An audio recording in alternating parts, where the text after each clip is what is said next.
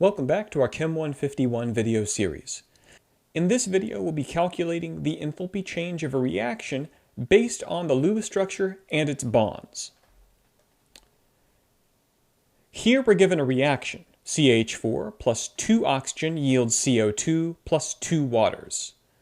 Before we can begin calculating the enthalpy change of this reaction, we'll have to draw all of the Lewis structures and count the bonds. First, we'll start with CH4. CH4 has a carbon in the middle and a bond to each hydrogen. Therefore, the type of bond in this molecule is carbon to hydrogen. We'll circle all of the bonds and note that we have 4 such bonds in methane. So we'll write 4 CHs in this molecule. Next, we'll look at O2. O2's structure has an O double bonded to another O. We also have a coefficient of 2, which tells us we'll have 2 of that molecule. Therefore, we will have 2 O double bond O's. Now on the right side, we will have CO2, which has a carbon in the middle, and a double bond to oxygen on either side. You can see that we have a double bond on the left and a double bond on the right. So we'll note that we have 2 such double bonds from C to O. We also have 2 waters.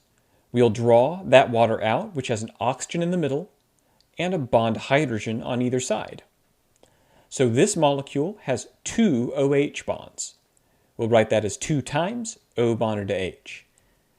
However, that water also has a coefficient of 2, so the entire molecule will get multiplied by 2, and we'll write that in green, showing that we have 2 times 2 OHs. We'll just rewrite this as 4 OHs. What we have to note is that all of the bonds on the left must be broken for this reaction to take place. Breaking those bonds will cost us energy.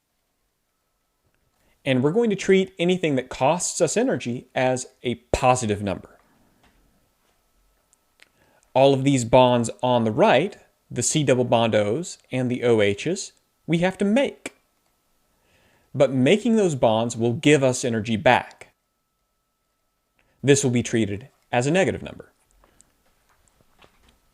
So now that we know what bonds we have to break and what bonds we have to make, we can add up the amount of energy we'll have to spend and the amount of energy we'll get back when we make them. Here I've written down all the bonds we'll break and all the bonds we'll make. The bonds that we break are again treated as positive, so I'll place positive signs next to these coefficients, and we'll place negative signs next to the negative coefficients for the bonds that we're going to have to make. First, we'll start with CH. Now, I've written the energy cost of each of the bonds on the right side of this slide. The type of bond that we're breaking or making is here on the left, CH, O double bond O, C double bond O, and OH.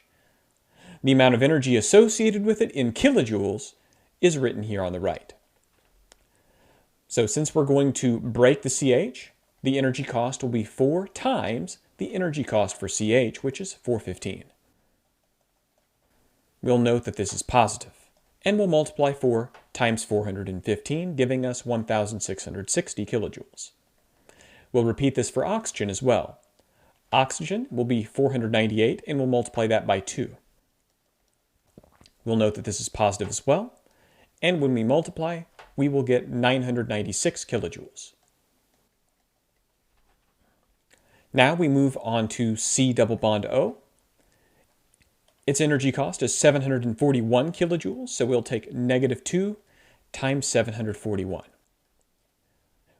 When we multiply, we will get negative 1482 kilojoules. And finally, we will do OH. We will take negative 4 times 464. We will end up with negative 1856 kilojoules.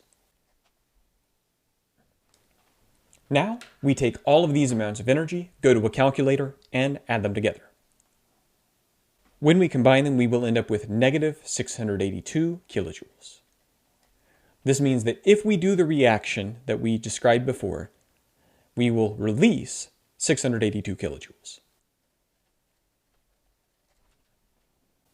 What this means is that the energy that it costs us to break those bonds is less than the energy we get back by making the new bonds. Thank you for watching, and we'll see you again soon.